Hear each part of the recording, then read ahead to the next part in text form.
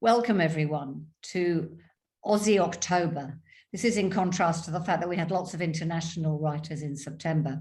We were going to greet you with a beautiful screen of pictures of Chris and Tim, but I don't know what's happened. Cyberspace has swallowed them up. I'd like to begin by acknowledging the traditional owners of country throughout Australia. We acknowledge that we recognise their continuing connection to land, waters and country and pay our respects to their elders past and present. I'm speaking today from Camaragal land. I'm delighted to welcome Chris Hammer back to BAD. He was here in the flesh, as it were, at the State Library 2 years ago, last year, being interviewed by Sue Turnbull. That was a great event. And also he will be back at BAD, as will Tim, in December, so get ready. We had hoped to have some live events with you, Chris, but you know, COVID just refused to let that. So we're going to have a great online one instead. But before we start, I'd like to thank all our sponsors, the City of Sydney and Create New South Wales, who are absolutely crucial to our being able to run our online events and the festival. We also have a relationship with Booktopia, and that's where you can buy Chris's books and Tim's books. There's should be a link, we'll pop a link into the Q&A that you can go directly to, so you can buy the books very easily. Now, I'd like to really welcome Tim. I think you're kind of the crime publishing sensation of the last few years, Tim. Sorry. Well, you are, of course, a publishing sensation, Tim, but I actually meant to welcome Chris. So first there was Scrublands, and then there was Silver, and then there was Trust, and then you really broke out of the one-word title. I don't know quite what's happened. And now we have Treasure and Dirt. So it's going to be even better, maybe. 3 words are better than one. We'll see. Another fabulous read, though, and set in a really distinctive landscape. If you haven't read it yet, viewers, you're in for a real treat. Chris will be talking to Tim, also a sensation. And when he's not writing books, he's managing editor of television and video at ABC News. He writes thrillers, and his latest very contemporary, very of the moment and nail-biting thriller, The Enemy Within, was published in August. Finally, I'd like to welcome everybody from the BAD community, and particularly from the libraries throughout New South Wales. It's really good to have you with us. Now, very quickly, this is how we'll be running tonight's event. Chris and Tim will speak for about 40 minutes-ish. Tim will remind you to send through questions using the Q&A facility, and he'll ask them. Now, thanks to the generosity of Alan and Unwin, we're giving away 2 packs of all Chris's books to the best questions, the 2 best questions. So we've got a group here monitoring avidly every question you send in, and at the end we will announce the 2 winners, and there'll be no appeals, I'm afraid. So let's get on and have a fun evening. Over to you, Tim. Thanks so much. Thanks so much, Catherine. Really delighted to be here and excited to be in conversation with Chris.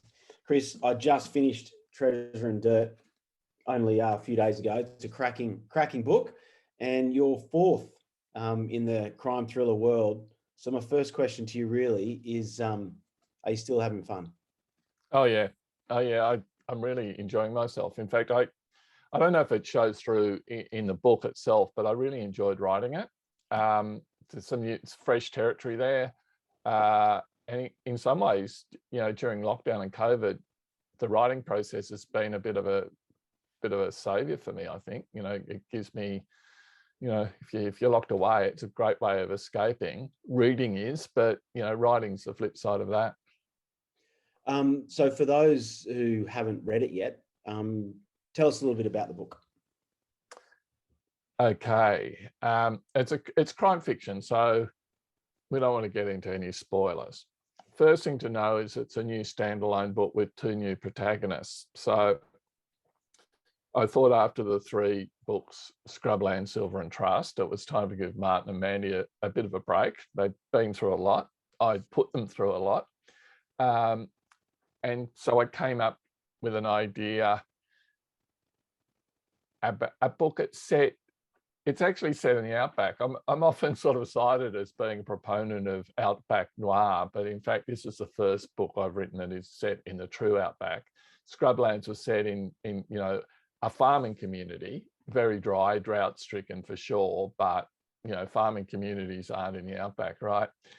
And Silver's set on the coast and Trust is set in Sydney. And I had this idea of setting a book in a mining camp, like one of those huge iron ore mines, and in the camp of the fly-in, fly-out workers, the FIFO workers, a body is discovered, etc.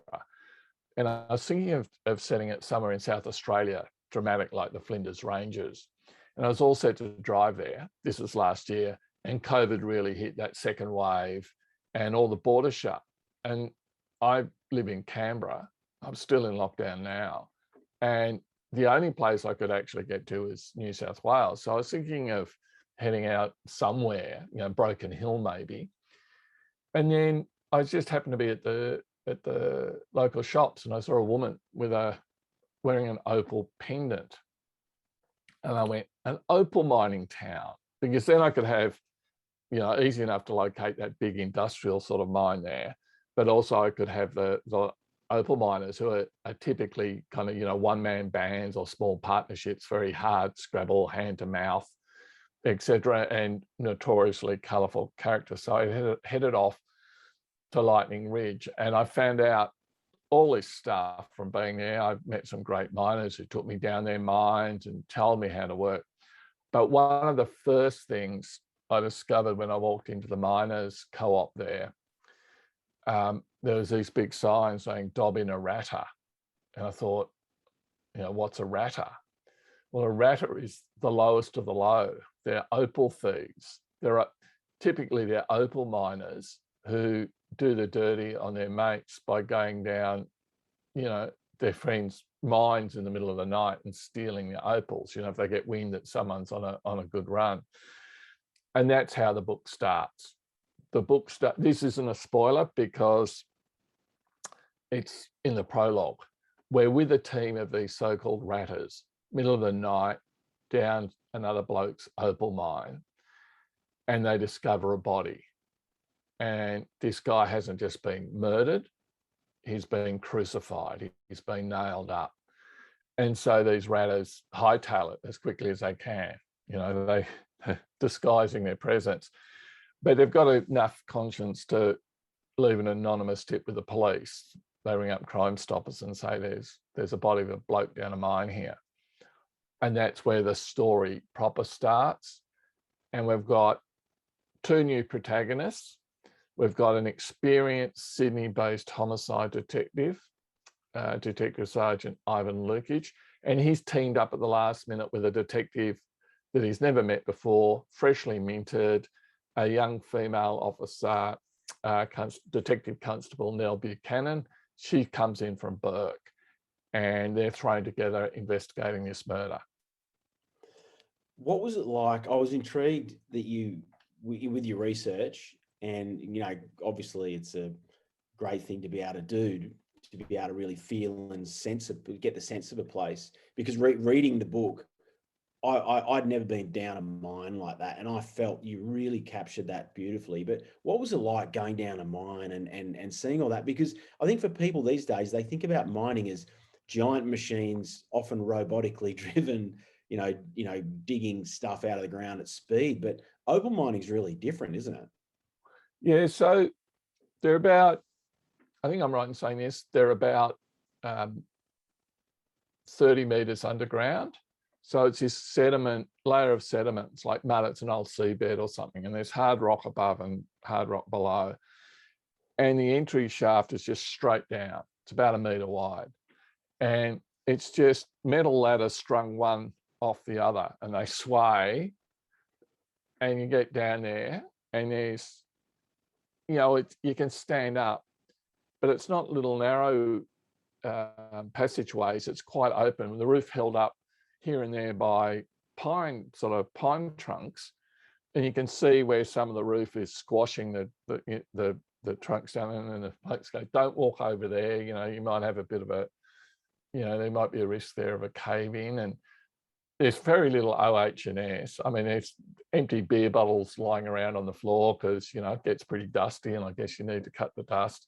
So it's not, you know, there's no high vis, there's nothing of that. It's pretty raw. And I found it absolutely fascinating. Yeah, an amazing way to earn a living. You know, guys like us, you know, in journalism, you're a journalist for, you know, decades as well.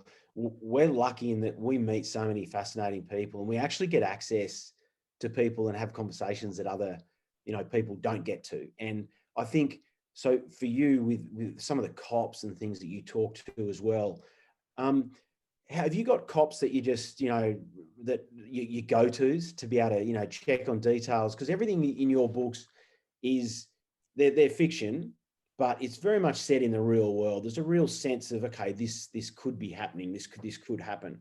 How do you go those sorts of conversations? And have you got those sorts of people? I don't really, even though I was a journalist for 30 years, and I travel a lot internationally. So I've done all sorts of stories in all sorts of strange places around the world. But most of my time in Australia was bouncing in and out of the Federal Press Gallery in Canberra. So I was never really a police reporter. And if I think about the times when I went out on patrol with police officers, it's like in the US or it's in Germany or somewhere like that. So, but it's a good question to ask him, because my previous books, the main protagonist was Martin Scarsden. He's a journalist. So it's a world I know. He's not based on me, but I know that world. I know how it operates, but I don't with the police. And it was a little bit of a worry for me. But, you know, I think the trick is not to have every detail right. The trick is to come across as being authentic.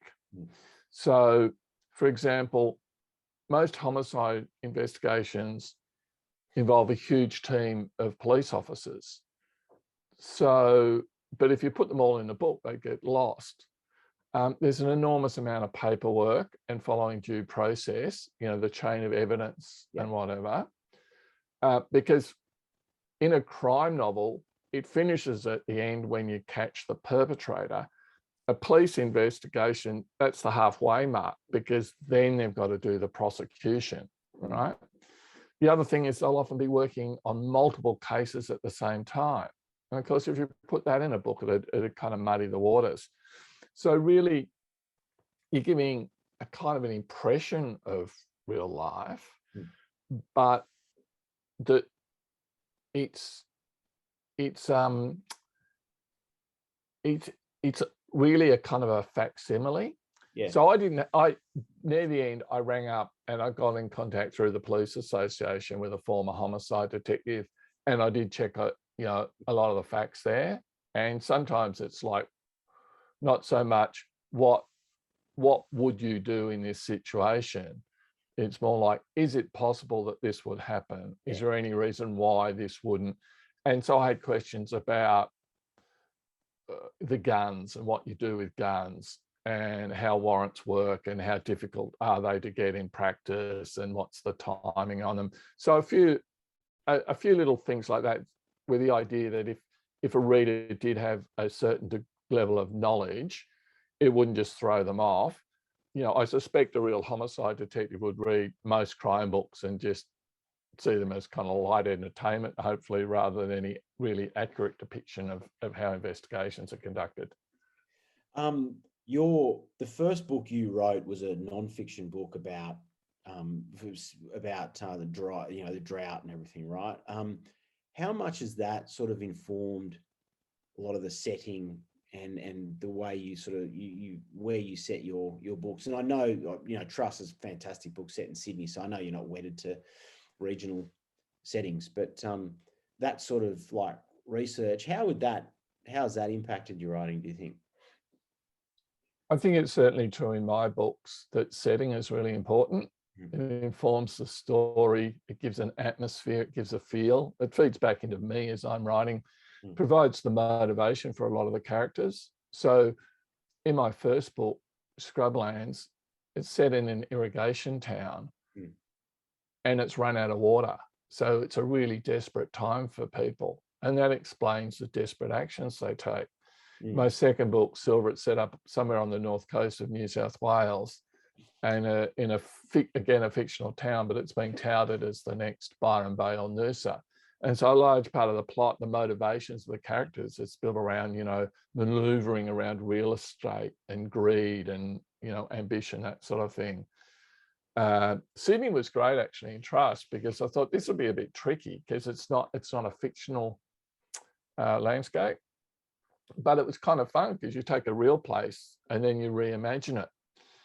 I was lucky with my my first two books. As you say, I wrote two non-fiction books. Two, and one, yeah, two. Yeah, the first one, The River, I travelled at the height of the millennial drought all through the Murray-Darling Basin, from the headwaters up in Queensland all the way down to the lower lakes in South Australia. And I spent a week out on the Hay Plain in an irrigation town that had run out of water. Didn't look anything like the town in Scrublands, but the landscape was real and it was genuine. And so was that air of desperation. And the second non-fiction book I wrote was called The Coast, kind of like a companion book, if you like. And I traveled down the east coast of Australia, and that helped inform the second book, Silver and Port Silver. So this book, Treasure and Dirt, was the first time I went, you know what, I want to go up there. I want to find out how it's going to work. And once you've written a couple of books, I guess you feel like you've got a bit more license to go and bug people. The same sort of license. If you're a journalist, it's a great thing as a journalist. If you ring up and say, you know, I work for the ABC, or if I work for the Sydney Morning Herald or whatever, then you've kind of got a license to be a sticky beak. It's a bit harder if you're just a private citizen. Yeah. So having the background of, you know, being a journalist, having written a couple of non-fiction books, and now 4, you know, bestsellers in fiction, which type of writing do you think gets you closer to the truth? Oh, I look, fiction in many ways, because you can resolve things. In writing non-fiction in journalism, often you just can't find out everything that's happened. And then you've got to be worried about defamation, contempt of court. You need to protect your sources. There are facts that may be boring, but you need to put in, otherwise the story would be unbalanced. You're always worried about balance in a story. You can throw that all out with fiction. And when you're doing crime fiction, you can tie everything up. And that's a real difference, I think, between reading crime fiction and reading true crime. The stories in true crime that seem to capture the public's imagination are the ones that aren't resolved, because then the person following the true crime story, they can follow theories and imagine things for themselves. And even, you know, like one of the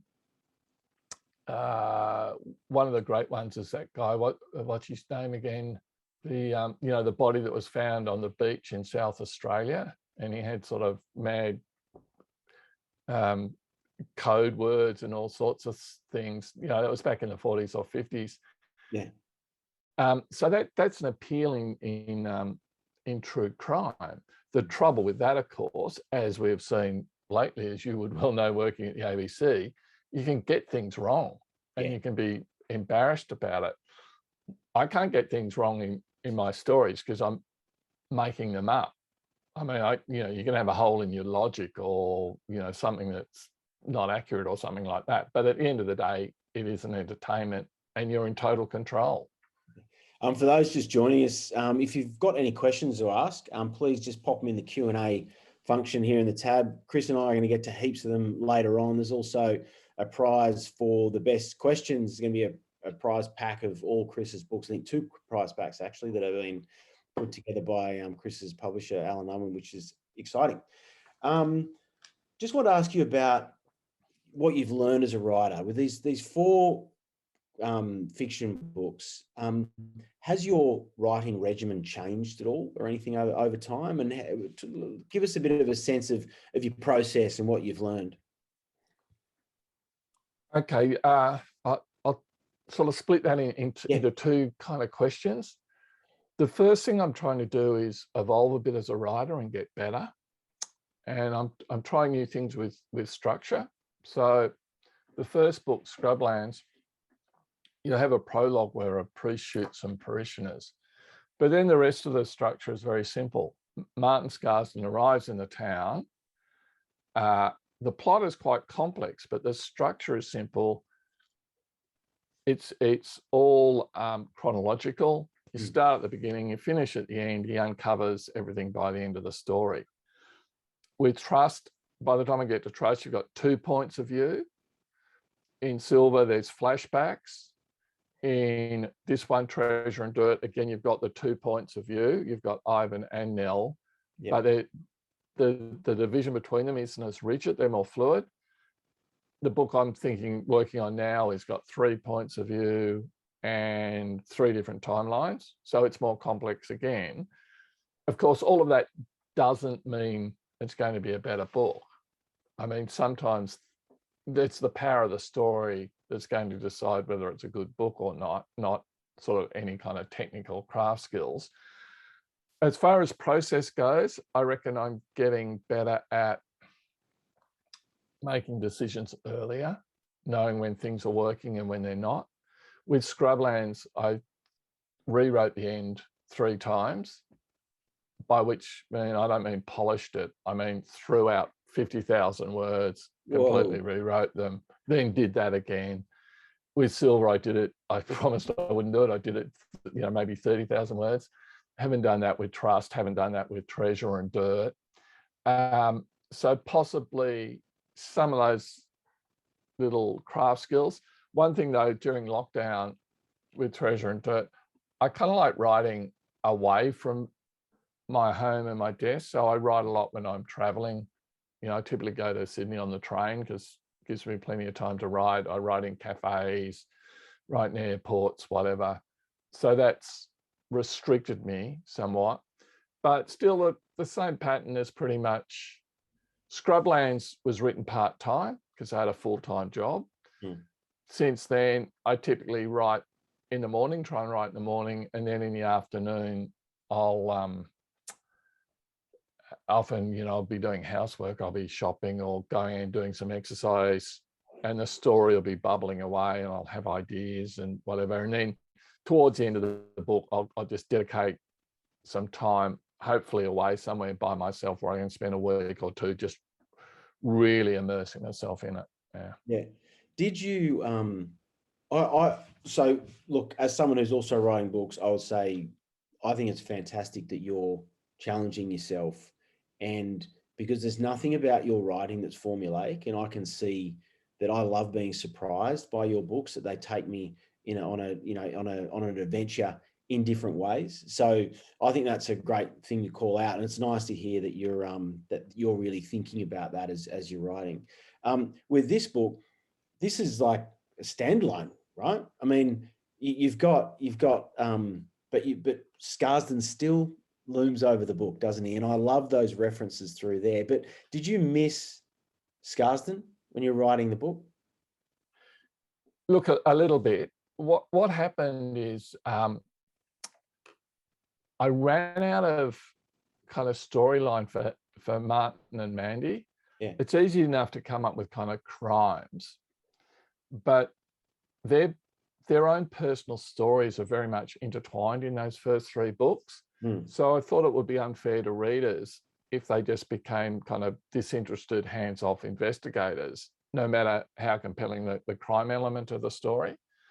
So I thought I'd give them a rest. And certainly in this book, with Ivan and Nell, they get there as police detectives to this town of Finnigans Gap. But pretty soon the reader realizes that they've both got skin in the game. Indeed, in different ways, for different reasons, both of their careers are under threat pretty quickly. And part of the story is that they're deciding whether they should be supporting each other or whether they should be distancing themselves from one another, because they can see that the other one is also in strife. And so, sure, they're investigating, well, not one crime, they end up investigating several crimes, but they've also got that sort of skin in the game. And so the story, there's a part of the story that's about them and also about their relationship. You mentioned that you're writing now, which is obviously not surprising, but I know, look, there's 35 questions already in the Q&A area. I've got to get to those soon, but I have to ask the question because I know someone else is going to be asking it. What the next book, you don't need to give away the plot or anything like that, or what you're doing, but is the next book a Scarsden and Mandalay book, or No, it's that away yet? It's up to no, I'll give you a heads up. It's not. It's not Martin and Mandy. It's Ivan and Nell again. Hey, excellent. So it started as a standalone, and that was the idea.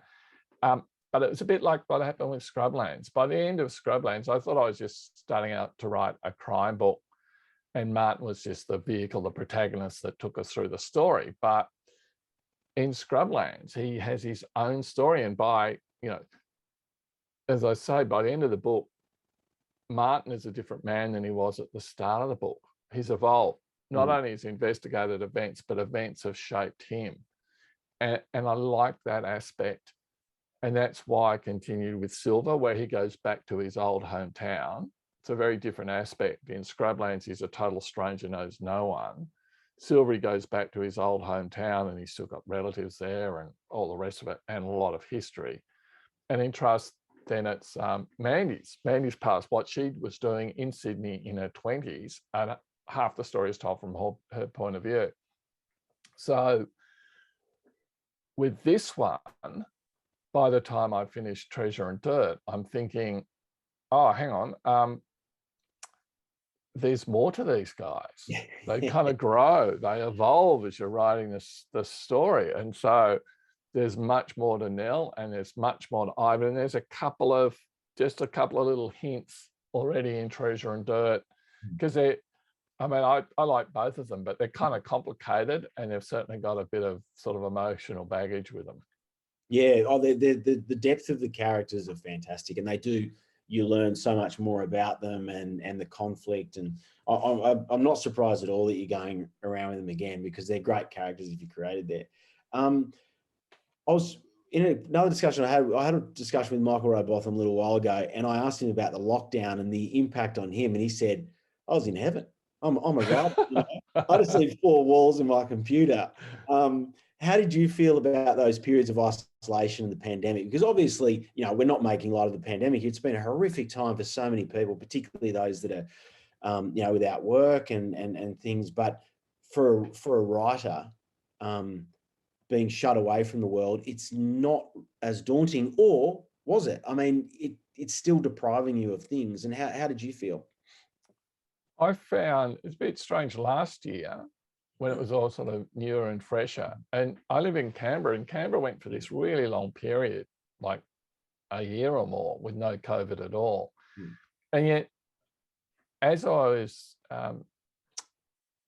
kind of finishing Trust, the edits with Trust, and getting into this, it was a bit, I don't know, I struggled with motivation. And I've heard this from a few writers and a few other kind of creative people.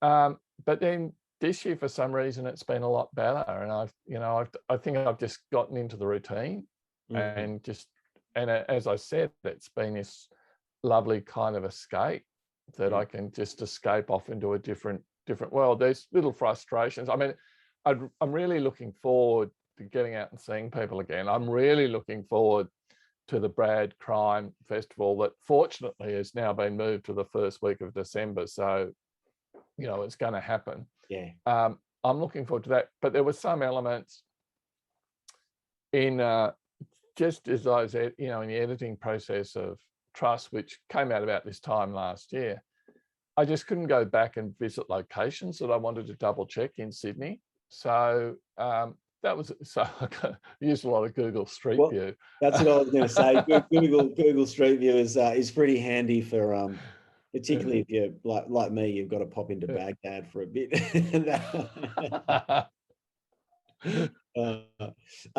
So another question around, you, and so that the people your readers can get to know you a bit more as well. How do you switch off to relax? I mean, what do you do?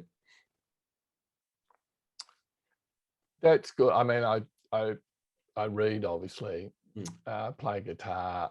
Yeah, I love socialising, although there hasn't been a lot of that lately. We are allowed to have picnics, so we're in the kind of picnic phase at the moment.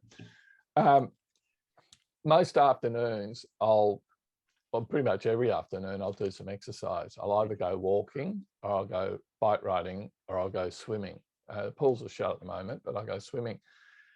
The interesting thing about all three of those is they're all solitary pursuits, which is good. It means I can do them when I want to, but also I do some of my best thinking.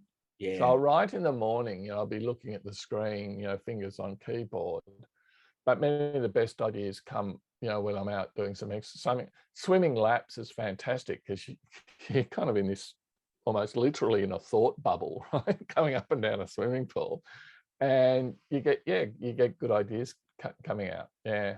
Yeah. And also, exercise is good. Exercise is good for that. It sort of just like clears your mind, doesn't it? I find it a bit harder with swimming, but I ride a bike quite a lot and surf. But when I'm riding a bike, something might just pop in my head. I'm like, so I've got to pull over and start tapping away on my phone to make a note, which is, like I'm really worried about losing it. But do you find, does that happen to you? But also in your sleep too, do you wake up in the middle of the night sometimes and you have to jot something down, or are your processes refined now because you've got that time, you get your sleep and you get up? No, that can still happen. And I find the writing process picks up momentum the further I am into the book.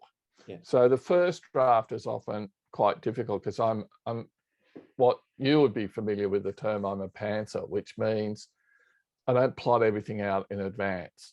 I try, but then I'll get a better idea or something won't be working and I'll have to work it out. That's where going and walking helps. And then when I've finally got that first draft done, I know where I am, and then I'm starting to refine it, and it builds up to a little bit of a crescendo when I'm becoming more and more immersed in the project, and that's typically where I'll escape somewhere. My family, my mother's got a house on the south coast of New South Wales, so I'll go and lock myself away there and just completely immerse myself in the book, and then you finish, and then you start going through that whole long process of editing the different edits where you do it for a couple of weeks, send it off, it comes back, and that's using a much more objective view of your work. Then you're not in it, you're looking down on it. Yeah It's a funny thing that often when we're out talking about a book we've just released, we're sort of deep into writing the next one or almost finished. Do you need those periods of total immersion where you think, all right, I need to step away from everything at the minute and just a few hard weeks at it?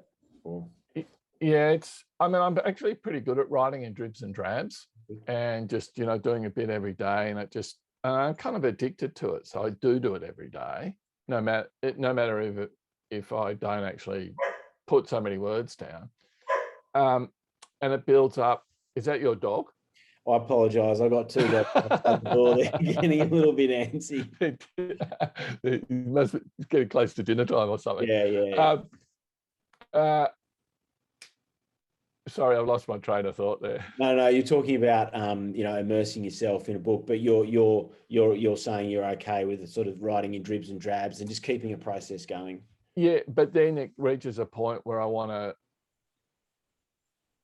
get an overview of it. And you can't do that in dribs and drabs. Yeah. And that's the bit, when I'm onto my, whatever it is, third or fourth draft, whatever, where I'm trying to and get an idea of the pacing of the whole book, which is one of the most difficult things to get right, to make sure, you're not, chapter 3 isn't too heavy on the detail, or chapter 10 doesn't have enough, and things like that. And you can't do that in dribs and drabs, I found. So even say with Scrublands, where I had a full-time job, more family commitments back then, I was writing very much in dribs and drabs, but I did need that sort of set time just to get away and bury myself in the book.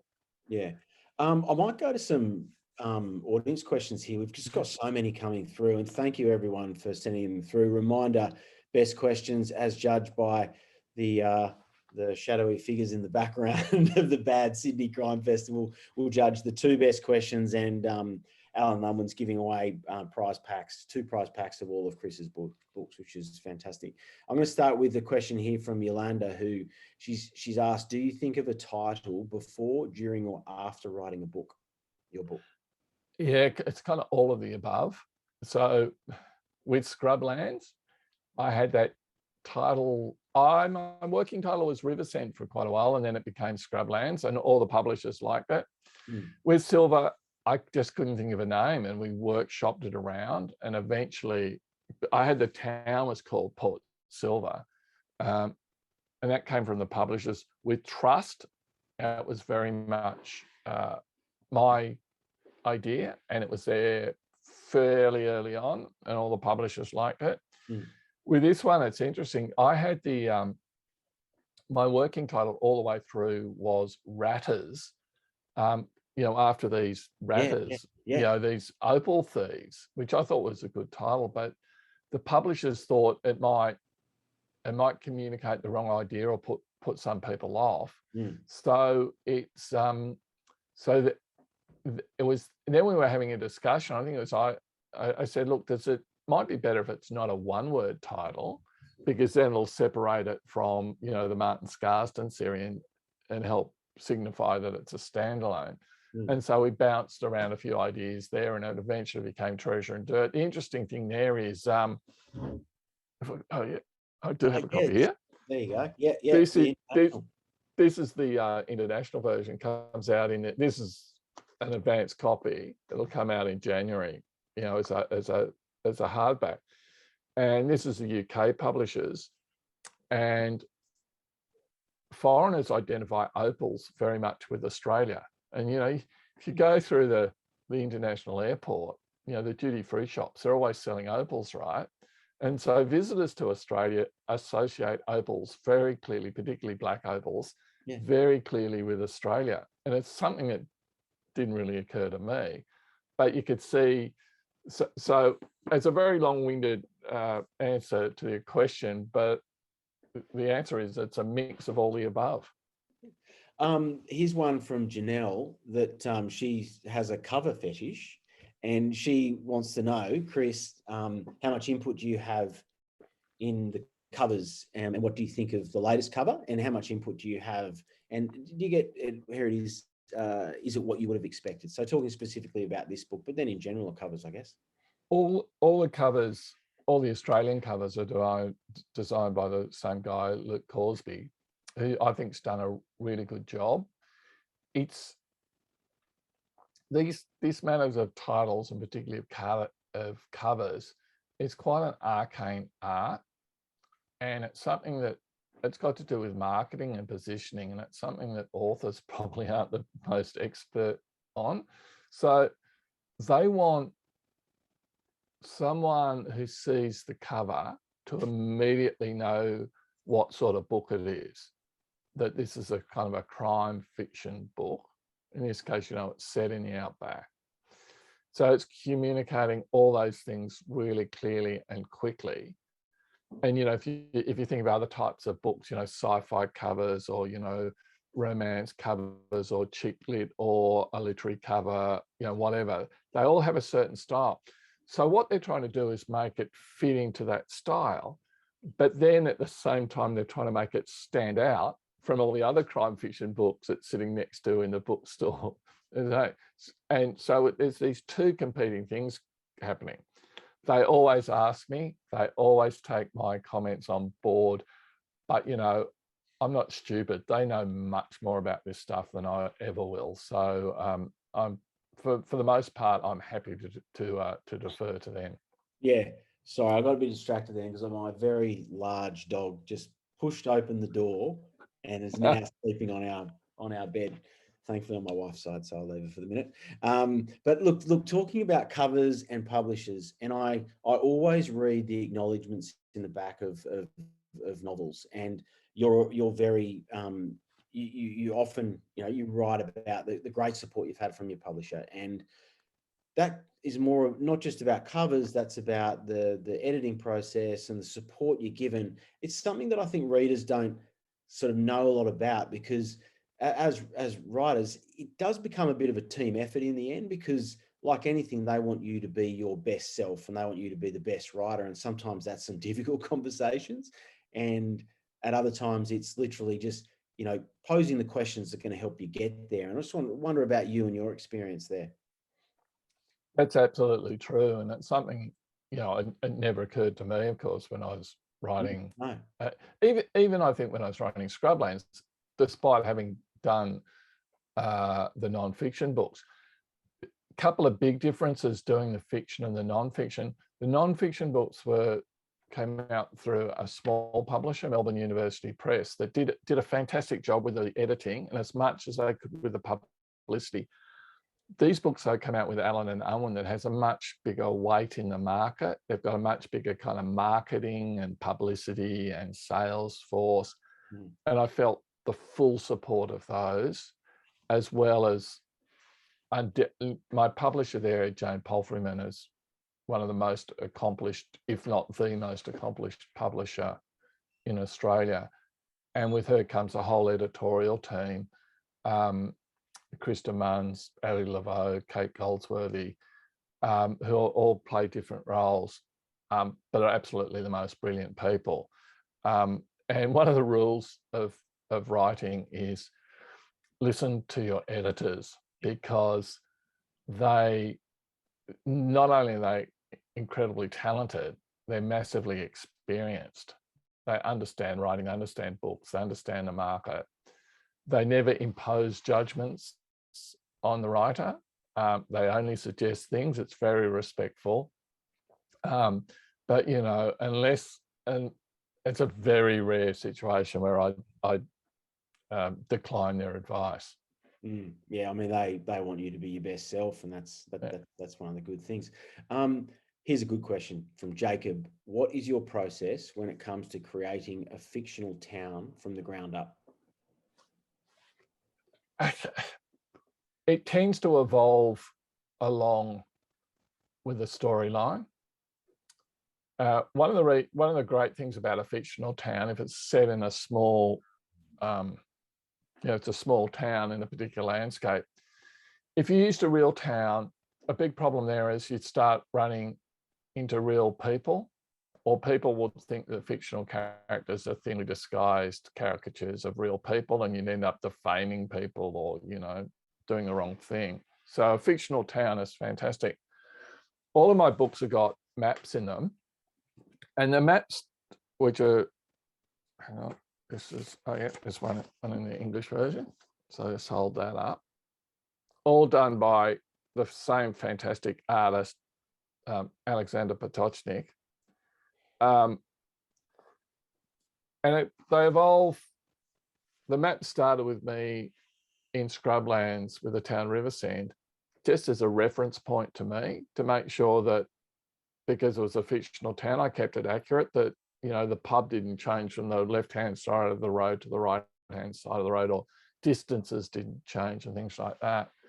And the maps then evolve with a storyline. So, for example, in Silver, there's an area where mobile phones don't work. So I put it somewhere in the geography of the town so that would work. And where there's distances between different locations, you couldn't walk, you had to drive, that sort of thing. So they evolve and change as I'm writing the story. And you can see the landscape in this book, the map will really make sense as the storyline progresses. It's not just a kind of an ornament. You could definitely read the book without having the map, but it does sort of inform me as I'm writing the book. Yeah. Here's one from Kim. She says, Chris, do you read crime novels? And if so, which are your favourite authors and book? And you do not have to mention any of my books here, Chris. I was going to say, easy, Tim Ayliffe. A question from Kim. No, it really is from Kim, and everyone, any other might go on. I do read a lot of crime fiction now, particularly now. Before Scrublands, I really liked it. Wasn't necessarily my go-to. I would really highly recommend Peter Temple. He died a couple of years ago, but his books are extraordinary. He's the author of the Jack Irish books, if you've seen them on ABC television. But his two final books, Broken Shore and Truth, are a step above. Yep. I like the old hard-boiled American Chandler, Dashiell Hammett, Raymond Chandler, yeah, all of them. But there is the best Australian crime fiction. There are so many good ones at the moment. You'll all know of Jane Harper, of course, but Sarah Bailey, Emma Viskich, Michael Rowbotham, of course. So Michael lives in Sydney, but spent many a long year in Britain. So his books tend to be set in Britain. Same with Dervla McTiernan, who lives in Perth, but is spent her formative years in Ireland. So her books are typically set in Ireland. They're really good. I'd really recommend Dervla's. Christian White, you're probably familiar with, wrote The Nowhere Child and the Wife and the Widow. And his books are quite different, say, than Tim's and mine. Our books have protagonists. So Tim has got a journalist, John Bailey, right? And I've got Martin Scarson and Mandy and Ivan and Nell and whatever. His books are much more self-contained, like standalone books. So he's a really good writer. So that's just a few to start with. I wish I hadn't started on that, because now I'm feeling like there's so many I've left out. Oh, look, I think, I mean, particularly with Australian fiction at the moment and crime fiction, I think there's a lot of great writers out there, and some really good emerging writers too. It's great to see. I think, the industry is probably stronger than it's ever been, I think, for that. So it's great to hear so many Aussie ones. And I agree on Temple. The Broken Shore of Truth are just two of the best books in my top sort of 10. They're fantastic. Here's a good question from Stuart, because I had a similar. I was thinking about asking this myself, but I've got Stuart to ask it now, and he's got a books bloke club. He said, my blokes book club. Start that again. My book blokes. Yeah, no, he said my book blokes book club has read both Scrublands and my book, The Enemy Within. When you are writing, are you writing for yourself, or with apologies for the dog, or with a particular audience in mind? I got there. More for myself. There's an old saying, write what you know, but a more accurate version of that, I think, is write what you like. So what you'd like to read. But I do, so I don't write with, say, a particular market. I'm not aiming for blokes over 40 or women in their 30s or foreigners or something like that. And when I'm writing, I'm very kind of subjective. I'm in the story. I try and immerse myself in the story, almost let the characters of the stories lead me. But then in the editing process, I'll become much more objective and look down at the work and say, is it working? And at that point, I'm not trying to skew it towards any particular reader, but it's more, does this make sense? Will the reader be able to make the logical leap here? Or is this too obvious? Will they already have understood this? I don't need to explain it. So you want to make your books as readable as possible. You might instill a bit more drama into a scene. You might end a chapter on a bit of a cliffhanger, all that sort of thing. So that's like a technique aspect. And in that sense, you're thinking of the reader as you do that in it. But I don't sort of, I certainly don't try and think of a typical reader or anything like that. I don't know if I've met writers who do, but I've heard that as a piece of advice, that you can imagine someone reading it and you can imagine the typical reader you want to get to. But I don't, whether that's a good idea or not, I don't know. I think Bryce Courtney used to say that he imagined a sort of late 30s, early 40s woman at home as his typical reader, has, maybe this is a bit old world to talk like this, but he would say, she's got the kids to bed, she's had a busy day of either work or cleaning up the house or whatever, and that they had 20 minutes to sit down and read before going to bed, and he would have a chapter for them to enjoy. And he really thought about that was how he was, that was his market, and maybe he's thinking of writing to that market, or that's how he imagined his readers. I always found that interesting to hear him talk like that. Yeah, so well, obviously it worked for him. One thing I would say about that though is, as a reader, I'm probably more attracted to character-driven narratives than I am to sort of plot-driven ones. But when I'm writing, I actually quite enjoy doing the plotting, all that sort of, what happens here and there and intertwining different plots. And my view is, even if what I like is, character-driven stuff, that doesn't mean as a writer I can neglect plot or setting or dialogue or pacing or whatever. I mean, you want to make your book the best it can possibly be and get all the different facets of it as working as well as it can. So one, hopefully, the whole is better than the sum of the parts, but also your book does end up appealing to the people, the readers who are into character, but also appeals to the readers who are more inclined towards plot or towards dialogue or, a bit of humor or the dramatic action or whatever. So I think in that respect, it is worth, considering the reader. Yeah, in a way, it has to be a bit of both, really, doesn't it? But I think I've heard a lot of other writers say that you have to write for yourself because you need to find your best self as a writer, and then also to make your characters as interesting as possible. And I agree with you on character. I mean, character drives a book. The plot has to be good as well, but character, you need to really want to go on the journey with the plot, and that's character. Yeah, if I figure if the book isn't working for you, if you're kind of bored writing it, chuck it in the bin, because if you're bored with it, the reader's going to be. And also, I think if sometimes it does seem to come across to me in some books where the writer's being a bit too calculating, a bit too kind of market savvy, and the trouble then it loses the magic. It sort of comes across as inauthentic. So I think as a writer, you've got to be into it. Here's a nice question from Kathy, who said, so tell us, on your visit to Lightning Ridge, did you find your own treasure in the dirt? If not opals, then what was your takeout treasure?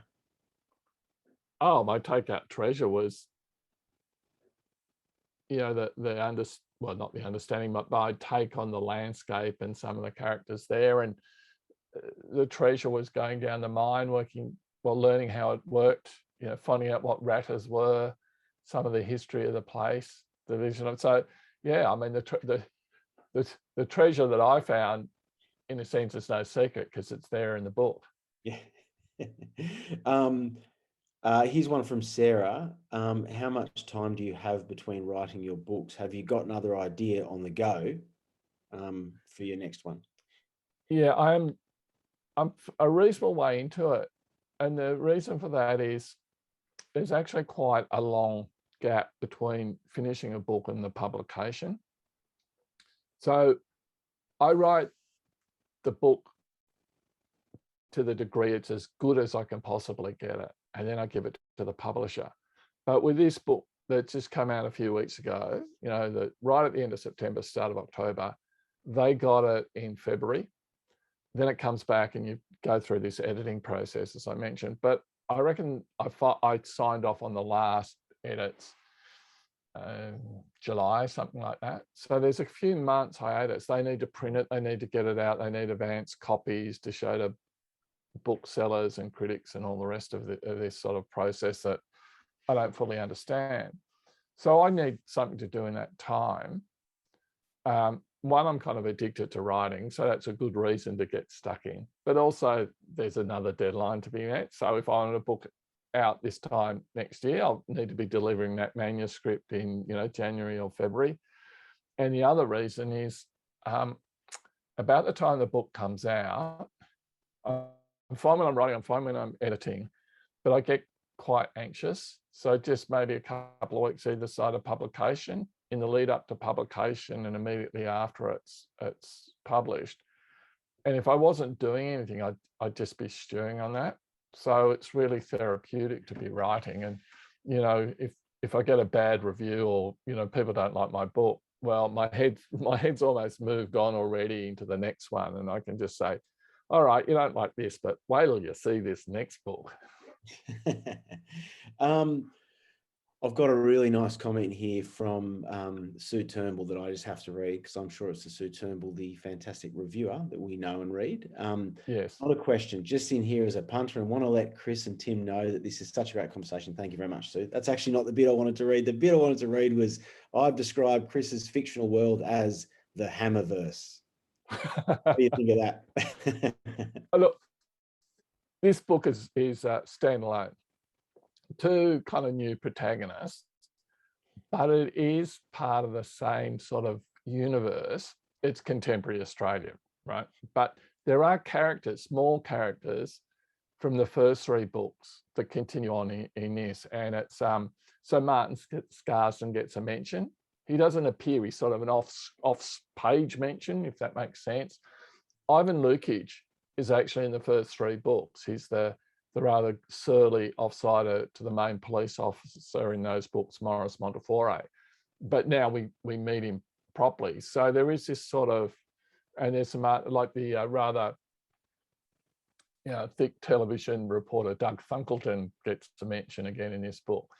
And I kind of like that. And I think I like it when it happens in other books. I mean, Michael Connelly, the great American crime author, his main character is Harry Bosch, but there's a lawyer that's in The Lincoln Lawyer, Mickey Haller, who just appears sometimes as a cameo, sometimes he's the main character.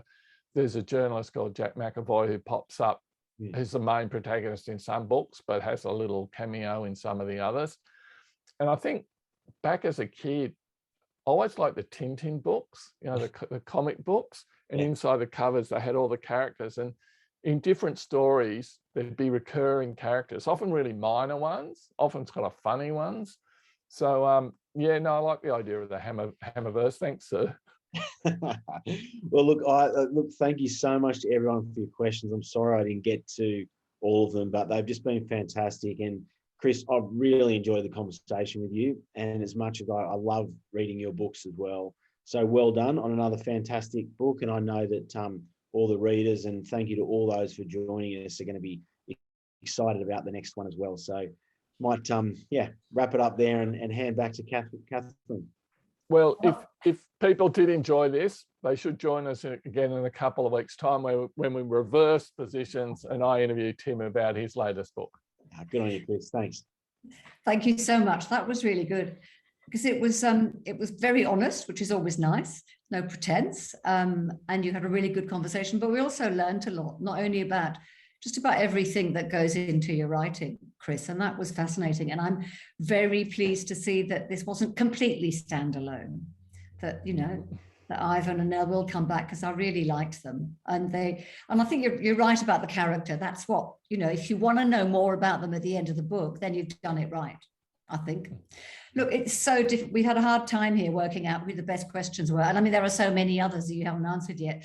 So we're going to go for the takeout treasure, what treasure you took out with you, because that's the book. I liked that. And also, I think the question about writing for yourself, who you write for, we really liked. So now, could you two, so that's Stuart and Kathy Manfredotti, send us your physical addresses to media@badsydney.com. So that's media@badsydney.com, and you'll get your books. And thank you again for all those questions. There were lots of just lots of good ones, and I might send them to you, Chris, just for fun, because they were really good, and we can do that. I can crib them and ask them to Tim, you know. Yeah. Turn them around, flip them. Yeah. Look, if you don't have your own copy of Treasure and Dirt or of any of Chris's books, just jump on are go into the chat. You will find the direct link to Booktopia, where you can also find Tim's books, so you can get them all, which would be good.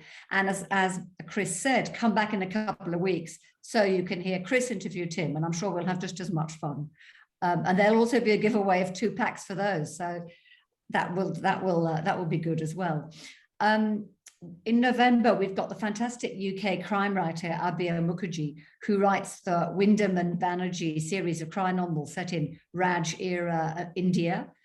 He'll be joining us from the UK, so that should be quite fun. But in December, we'll be meeting all our crime lovers in person at the State Library. 2nd, 3rd, 4th, and 5th. We cannot wait, and you'll see both these guys again, plus a whole host of people. So it'll be a really wondrous feast. Thank you so much to both of you. Thanks for the book, Chris. It was fantastic, and I hope you've forgiven me for confusing who you were. I didn't really, I promise. And thank you very much, Tim. And see you both again, and I hope all the audience in a couple of weeks. Thanks for having us. Bye, everyone. Yeah. Bye, everyone.